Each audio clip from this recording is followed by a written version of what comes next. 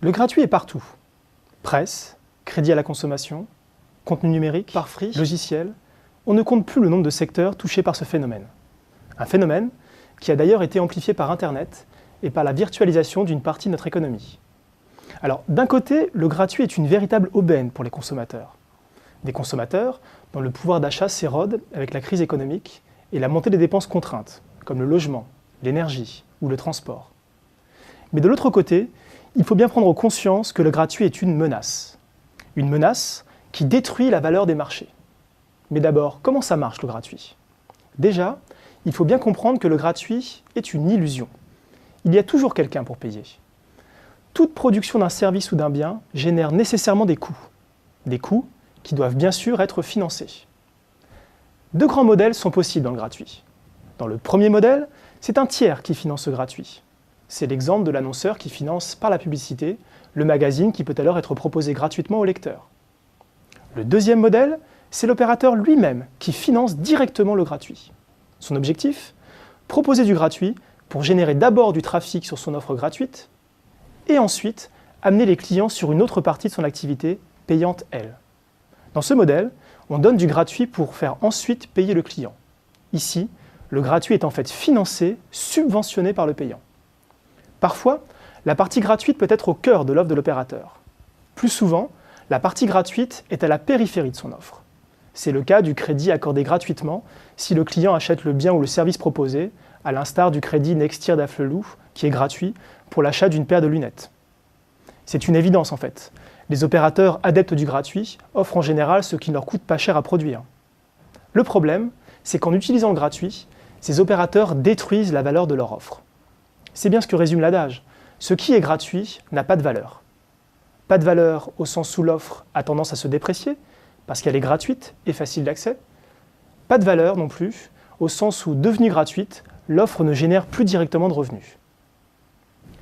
Utiliser la stratégie du gratuit sur un marché, c'est donc faire entrer le loup dans la bergerie. On explique en effet au client qu'il peut obtenir gratuitement quelque chose qu'il acceptait de payer avant. Et c'est encore pire quand c'est un nouvel entrant qui propose ce produit gratuitement. Tout ça dans le but de conquérir votre marché. Cas de figure le plus risqué pour vous, ce nouvel entrant vient proposer gratuitement ce que vous vendez et se rémunère sur une autre activité. Résultat à moyen terme, votre source de revenus disparaît et vous êtes condamné à vous déployer sur une autre activité ou à disparaître. Pour faire simple, votre modèle économique est totalement remis en cause. Ce que les consommateurs acceptaient de payer a disparu. Pour illustrer ce mécanisme, il suffit de prendre l'exemple de la guerre des logiciels entre les géants IBM, Google et Microsoft. IBM propose une suite logicielle gratuite, Lotus Symfony. Lotus Symfony qui est en concurrence directe avec la suite Office payante, elle, de Microsoft, Word, PowerPoint, Excel. L'objectif d'IBM, se servir de Lotus Symfony pour pousser les ventes de son logiciel Lotus Notes, qui est lui payant. Pour Microsoft, la stratégie d'IBM est une menace très sérieuse, puisqu'elle remet en question une bonne partie de son modèle économique. En clair, Microsoft risque de perdre une grande part des revenus engrangés avec ses licences Office. La seule façon de contrer ces stratégies du gratuit, c'est de tout faire pour légitimer et justifier son prix. On oublie trop souvent que le prix est un marqueur qui permet d'évaluer la valeur d'un bien. La valeur est en effet bien plus une croyance qu'une pure réalité économique. Il suffit de prendre l'exemple du luxe. Dans le luxe, les prix sont complètement déconnectés des coûts réels de production.